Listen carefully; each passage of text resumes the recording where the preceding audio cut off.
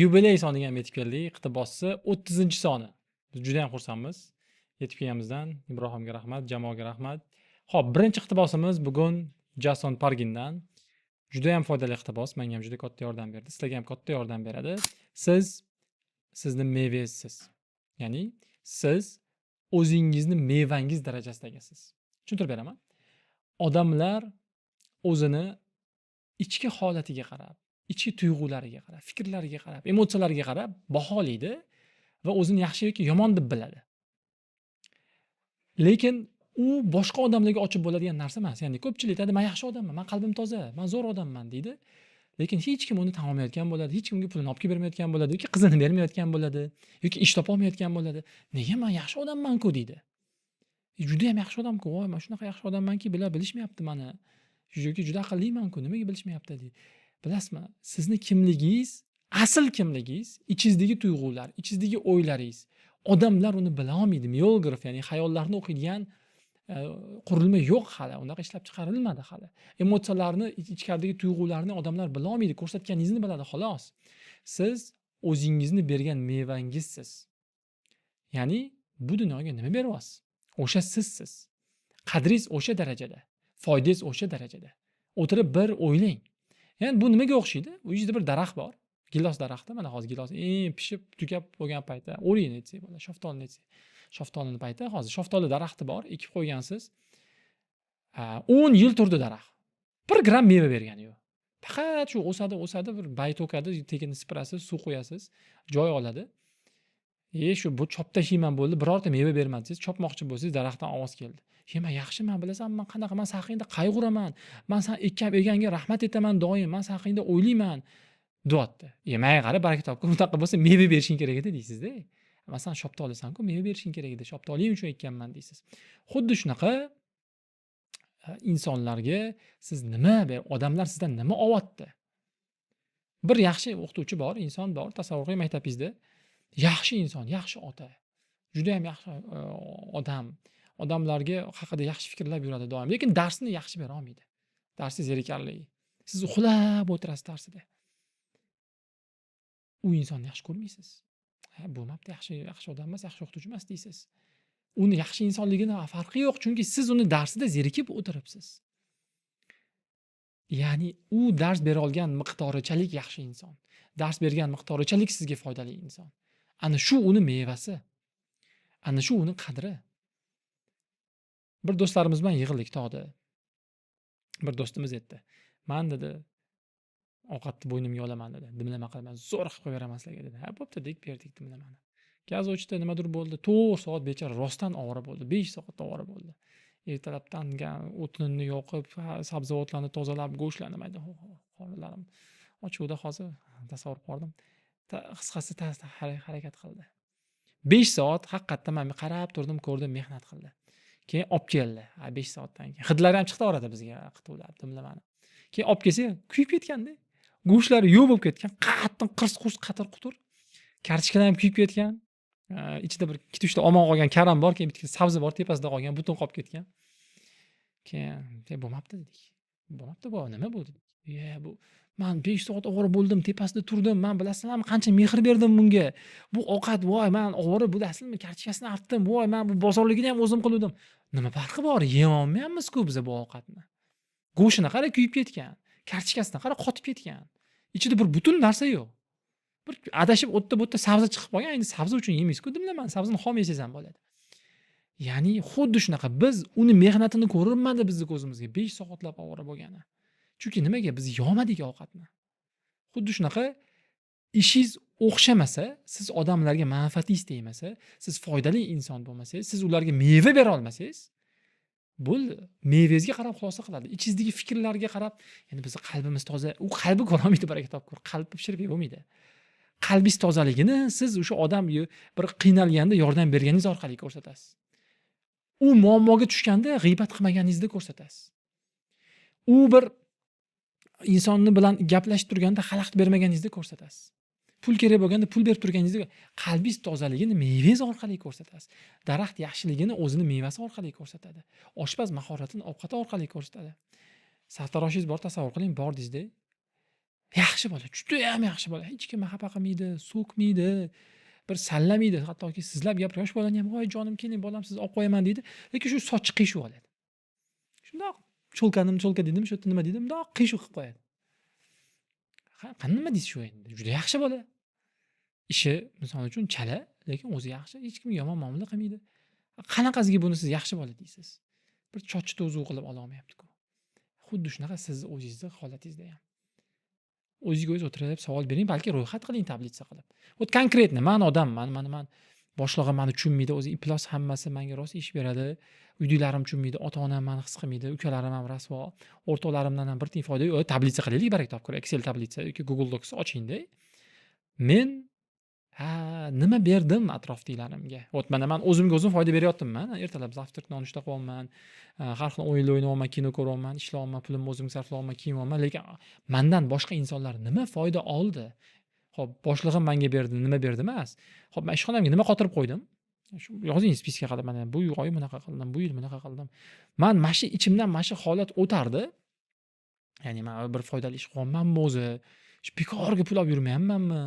Degan narsalar o'tardi-da, yillar davomida birinchi ishga kirganimda va bu juda ham qiynardi. Keyin bilsam hammani qiynamas ekan bu. Men kelib ketyapman-ku, shuni o'ziga menga pul to'lash kerak degan narsa bo'lib qolar ekan odamlarda. Men sizlarga hozir bittasini ko'rsataman. Mana men hozir sizlarga 2 yil davomida qilib yurgan ishimni ko'rsataman. Mana bu har hafta, har kuni ishxonamda qilgan ishlarimni qilib yozganman. Nima foydali ish qildim? Mana dushanba kuni kamroq, seshanba kuni ko'proq, chorshanba kuni o'rtacha, payshanba kuni ko'proq, juma kuni bitta ish qilganman. Ishxonam uchun foydali. Shanba kuni mana shuncha. Yakshanba endi dam bo'lgan, ishlamasdim, hech narsa qilinmagan. Va shunaqa yozib yurardim. Mana yillar davomida yozilgan, bu yoqqa o'tqizsak ham chiqadi. Mana chiqadi, bu yoqqa o'tqizsak ham chiqadi. Ya'ni bu narsani yillab davomida yozgan nimaga? Chunki ichimdan o'tardi. Foydali narsa qilyapmanmi o'zi? Mendan foyda olyaptimi shu odamlar? Shuncha pul to'layapti menga. Mana shu tablitsani qilishimiz kerak. Hatto bu har kun qilmaylik, mana qiyin bu narsa. Men qiynalganman o'shanda. Lekin hech bo'lmasa o'tirib hozirgacha bo'lgan hayotimizda, mana do'stim bor, do'stim deyman shuni. O'rtog'im, do'sting kimsa, shuni aytaman kontaktimda qadrdon, jigar, родной, friend, FFPFF deb yozib tashlaganman. Bilmayman, hamma har xil yozadi. Nima foyda oldi shu mendan shu kungacha? Bir qiyin paytida qo'llab yordimmi, uyga borib hasharda xizmat qildimmi? Yoki bir tekinga bir xajdor ishini qilib berdimmi? Yozing, ishxonangiz uchun yozing, oilangiz uchun, ota-onangiz uchun nima qilib bera oldingiz? Ya'ni mana shu bizni mevamiz. Mana shu bizni kimligimiz. Endi kimnidir hurmat qilasiz, tabiiy. Oddiy hayotda hurmat qiladigan odamlaringiz ko'p. Eslang, nimaga hurmat qilasiz shu odamlarni? Ota-onangizdan boshlaymiz. Hayot kelishingizga sababchi bo'lishdi. Qarindoshlaringizdan eslaymiz. Qayerdadir nimadir qo'llab yuborgan, yordam berib yuborgan, qiyin paytda maslahat bergan. Do'stlaringizni eslaymiz. Nimaga shu do'stingiz qayerdadir turib bergan, himoya qilgan sizni, o'qituvchining yonida ayab qolgan yoki doim yoningizda bo'lgan, ishlaringizga yordam bergan, pul olmagan. Ustozlaringizni yaxshi ko'rishingiz mumkin. Qancha ilm bergan, qancha xatolardan saqlab qolgan sizni. Ish o'rgatgan masterlaringizdan deymiz, master shifularingizdan rahmat deysiz, ish o'rgatgan, xatolaringizni to'g'rilab turgan, kasb bergan, pul topasiz shuning orqasidan. Ya'ni hurmat qiladigan, istalgan insoningizni qalbi uchun hurmat qilmaysiz. Ya'ni qalbi uchun hurmat qilasiz, tabiiy. Lekin u qalbidan siz foyda olgansiz uni. Sizga yaxshi bo'lgan. Ilmi uchun hurmat qilasiz, lekin ilmmi sizga foydasi bo'lmasa, nima undan naf? Demak, bizni yaxshi yomon insonligimiz, bizni qalbimiz tozaligi. Biz endi qalbimiz toza, biz yaxshi odammiz, yo'q, unaqa emas. Yaxshi bo'lsangiz nima yaxshilik ko'rdi hayot sizdan, insonlar sizdan. Mana shu qadrli insonlarning hammasi sizga foydasi tekkan odamlar, o'ylab ko'rsangiz. Hammasi. Bekordan bekor kimdir shuni qalbi toza yo'q. Yo sizga, yo siz yaxshi ko'radigan odamga foydasi tekkan bo'ladi. Demak, biz foydali bo'lishga harakat qilishimiz kerak. O'z atrofimizga ham qaraylik. Odamlar qadrlaydigan insonlar, eng qadrlilar bu eng ko'p foydasi tegadigan odamlar. Foydasi tegishni, eng ko'p foydasi tegishni ikki xil yo'li bo'lishi mumkin. Birinchisi, ko'p odamga foydasi tegadi. Millionlab, minglab, 100 minglab misol uchun. Mana nimaga odamlar hayron bo'ladi? Nimaga xirurg deydi, $10,000 olay oladi, futbolistlar $1 million olay oladi. Mana Ronaldo millionlab, milliardlab topadi. Chunki u ko'p odamga foydasi tegadi. Butun Portugaliyaga foydasi tegadi, butun davlatning obro'sini, futbol olamiga foydasini keltiradi, butun futbolga qiziqadi odamlar. reklama organizatsiyalariga, millionlab odamlarga, balki milliard odam uni taniydi, foydasi tegadi shu odamlarga. Qiziqadi, kuzatadi, vaqtini maroqli o'tkazadi, hayajonlanadi. Foydasi tegyaptimi? Tegyapti. Kamdir, kichkina foydasi tegyapti, lekin ko'pchilikka, juda ham ko'pchilikka. Shoirlar, yozuvchilar, olimlar, shu futbolistlar, sportsmenlar, mana shu insonlar hammasi foydasi ko'p odamlarga tegadigan odamlar. Ikkinchi turi kamchilikka foydasi tegadi kam odamga, lekin katta foydasi tegadi. Juda ko'p. Ya'ni misol uchun xirurg, yurakni kardioxirurg deymiz, yurakni operatsiyasini qiluvchi xirurg. Butun umr davomida 500 ta odam operatsiya qilar. Lekin shu 500 ta odam uni butun umr eslab yuradi.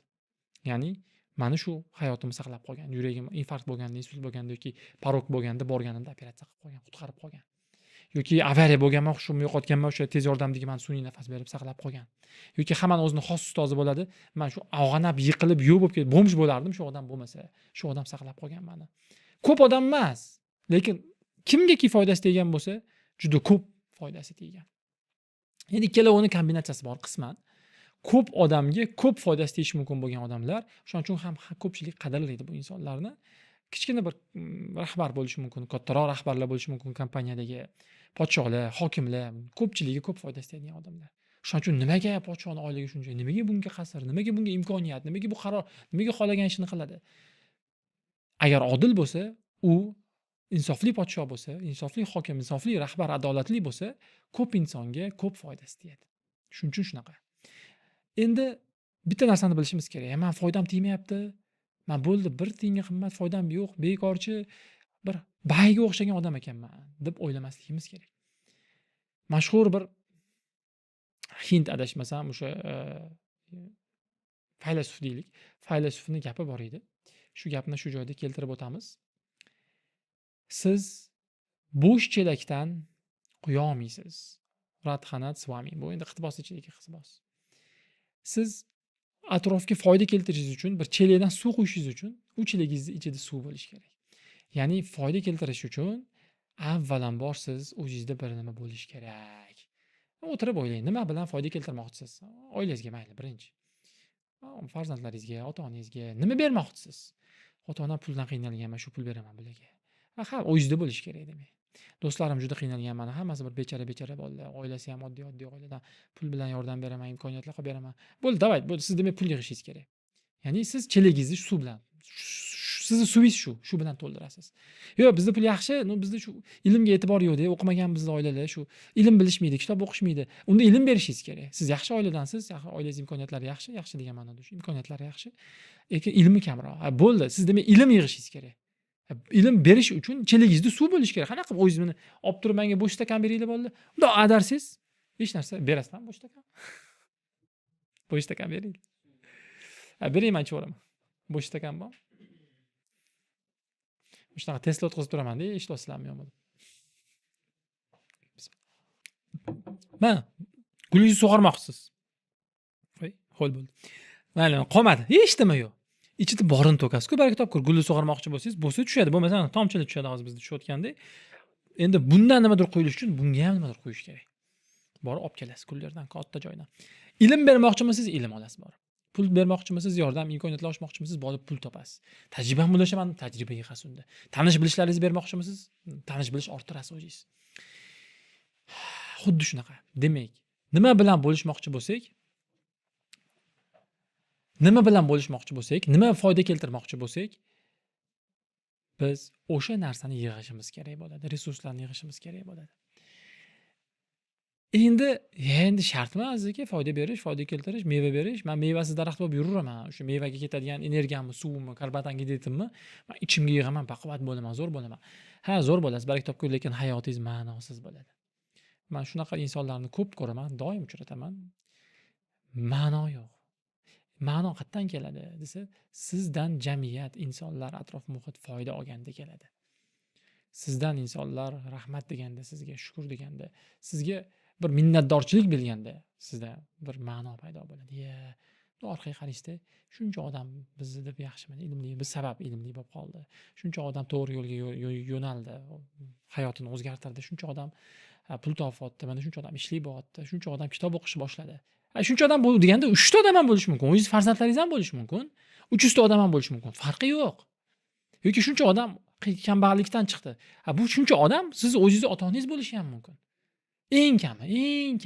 Ko'pini aytmayapman. Millionlab odamlarga foyda berish bu oxirida, ya'ni yo'limiz oxirida turadigan narsa. Eng kamini aytayapman men hozir. Va lekin biling, to'ldirdingizmi chelakni, u chelakni keyin qo'yamiz. Bo'lishi uchun to'lashyapmiz. Biz o'lib ketamiz. Bizdan hamma narsa ustimizga, kiyimimizgacha qo'yib qo'yishadi-da. Shu chelakni to'ldirishdan maqsad keyingilarga qo'yib ketish. Eng kamida oilamizga, eng kamida farzandlarimizga, avlodimizga, keyin boshqalar atrofimizga ham kattaroq bo'lish kerak maqsadda. Ya'ni atrofimizga, do'stlarimizga, jamiyatimizga, millatimizga, dunyoga. Bu savol bermoqchimki, keyin o'zingiz aytib qoldingiz. Chelakni to'ldirish haqida keyin gaplashamiz. Chelakni nima bilan to'ldirmoqchisiz? Birinchi bilim turadi. Uni keyin dars gaplashamiz. Birinchi bilim turadi. Bilimni amalda qo'llasangiz nima bo'ladi? Skill bo'ladi. Skillni qo'llasangiz nima keladi sizda keyin? Yo'q, mana misol. Birinchi chelakni bilim bilan to'ldirasiz. Teoriya, bilim bilan. Bilimni amalda qo'llasangiz nima degani bu? Amalda qo'llangan bilim skill deyiladi. Xo'p, skillni qo'llashni boshlasangiz nima yig'iladi sizda? Tajriba yig'iladi, reputatsiya yig'iladi, tanish yig'iladi, to'g'rimi? Keyin mana tanish, pul yig'ildi. Buni hammasi ulanadi, sizni anaqangizga ulanadi. Sizni leverage deymiz, o'sha richagingizga ulanadi. Chelakinggiz to'ldi. Endi bir nima ish qilmoqchi bo'lsangiz, shuni hammasini yo'naltirasiz shu yerga. Tanishingizni ham, pulingizni ham, bilimingizni ham, skilllaringizni ham shuni yo'naltirasiz. Istalgan narsa. Birinchi bu ishlarni chelakni to'ldirish kerak. Tanish qanaqa o'tiriladi? Tuzukroq odam bilan tanishmoqchi bo'lsangiz, tuzuk bo'lishingiz kerak. Misol uchun. Ha, shunaqa. Siz o'zingiz darajangizdagi odamlar bilan rostdan teng tanish bo'la olasiz. Boshqa iloji yo'q. Lekin ularga teng tanish bo'lish uchun, demak, ularga teng resursingiz bo'lishi kerak. Resurs bu hamma narsa, o'sha pulingiz bo'lishi mumkin, vaqtingiz bo'lishi mumkin, bilimingiz bo'lishi mumkin. Demak, resursingiz bo'lish uchun sizda ko'nikma bo'lishi kerak. Ko'nikmani orqasidan yig'iladi resurs. Boshqarish ko'nikmasi bo'lishi mumkin, pulni boshqarish, odamlarni boshqarish, mana video montaj qilish, video olish, production qilish. Bu ko'nikma qachonki bilimni amalda qo'llaganingizdan keladi. Demak, birinchi bo'lib bilim chelagini to'ldiriladi. Bilimni amalda qo'llasangiz skill bo'ladi. Skilllarni ishlatsangiz tajriba yig'iladi. Tajriba yig'ilganingiz hisobiga odamlar sizga ishonishni boshlaydi. Plus yig'iladi. Kimlarnidir taniysiz, plus bo'ladi. Endi sizda ba'zi kattaroq loyihalarni qilishni boshlaysiz, vaqt o'tadi. Bu keyin reputatsiyaga aylanadi. Ya'ni Jahongir bilan nimadir assotsiatsiya bor. Jahongir mana bunaqa inson. Va shu mavzuda sizga murojaat qilishadi. To'g'ridan to'g'ri, o'ylamasdan. Uzoq yilga ketadi. Skillni ishlatish kerak-da, skillni odam bilan tanishishga ishlatish kerak, yoki pul yig'ishga ishlatish kerak, yoki tajriba yig'ishga, uchalovidan bittasini yig'ishga ishlatish kerak. To есть u skill o'zi kam. Uni keyin ishlatishingiz kerak, siz uni yig'ishingiz kerak u bilan boshqa narsa. Ya'ni uni o'zi kam, ya'ni siz u bilan mana shu yig'ishingiz kerak-da, nimadirlarni yig'ishingiz kerak. Yig'masa bo'lmaydi-da. Yoki skill bilan boshqa skilllarni yig'ishingiz kerak. Farqi boshqa ko'nikmalarni yig'ishingiz kerak. Ya'ni u konvertatsiya bo'lib ketirish kerak. O'sha joyda to'xtamaslik kerak-da. Oxirida nom qoladi, nomni o'zi ishlaydi keyin. Oxirgi etapda shu nom qoladi faqat. U uzoq yilga, 50-30 yil keladi unga. 30 yil. Rockefeller misol uchun familiyasi bilan juda ko'p narsani hal qilganda. Bu joyda Rockefeller ulushi borsa bo'ldi, odamda shunday o'zi pulini bergan, ishga kirgan mana shunaqa. Uzoq yil ketadi unga, uzoq, juda uzoq. Lekin ungacha bir-biriga konvertatsiya bo'lib ketaveradi. Boshida bilim turadi. Bilim qo'llaysiz, ko'nikma bo'ladi. Ko'nikmani endi nimagadir yo tajribaga aylantirasiz, yo tanish orttirasiz orqasidan, yo pul orttirasiz orqasidan, yo jamoa orttirasiz. Nimagadir aylantirishingiz kerak. To есть keyingi etap doim. Avvalgini keyingi etapda o'tganda birinchisida, mana misol uchun siz mana hozir operatorlikni bilmaydi, keyin misol ko'nikma qildingiz, keyin ko'nikmani siz tajribaga aylantirib olasiz, lekin mamyoda yangi etapni boshlayverasiz, misol menejerlik. Menejerlik bilim etapida turaveradi. Bir-biriga qo'shib ketaverasiz-da. Bu oxirida baribir nimadir resursga aylanish kerak.